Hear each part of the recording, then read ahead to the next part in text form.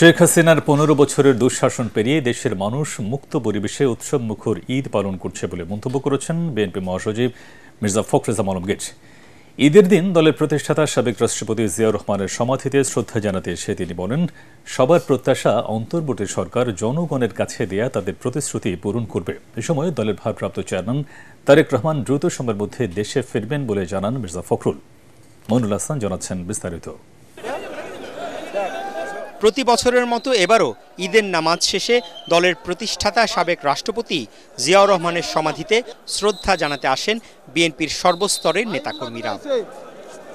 মহাসচিব মির্জা ফখরুল ইসলাম আলমগীরের নেতৃত্বে সিনিয়র নেতারা ফুলেল শ্রদ্ধা জানিয়ে মরহুমের রুহের মাগফিরাত কামনায় মোনাজাতে অংশ নেন।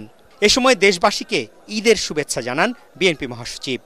ওয়ালটন আবারও মিলিয়নিয়ার অফারে ওয়ালটন ফ্রিজ কিনে আপনিও হয়ে যেতে পারেন মিলিয়নিয়ার।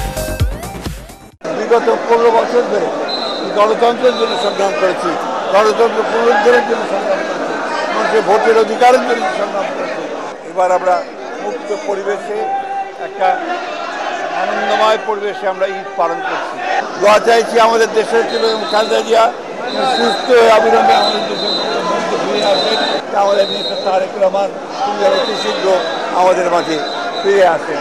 মির্জা ফখরুল আশা প্রকাশ করেন, অন্তর্বর্তী সরকার জনগণের প্রত্যাশা পূরণে দ্রুত জাতীয় নির্বাচনের মাধ্যমে দেশকে গণতন্ত্রের পথে নিয়ে যাবে। আজকের এই দিনে আমরা আশা করব যে দায়িত্ব নিয়েছে সে দায়িত্ব সবাই সফল হবেন। বিশেষ করে অন্তর্বর্তীকালীন সরকার জনগণের কাছে তাদের যে প্রতিশ্রুতি, সেই প্রতিশ্রুতি তারা পালন করবেন। বিএনপির প্রায় সব কেন্দ্রীয় নেতা এবার বিনা বাধায় নিজ এলাকায় ঈদ উদযাপন করছেন।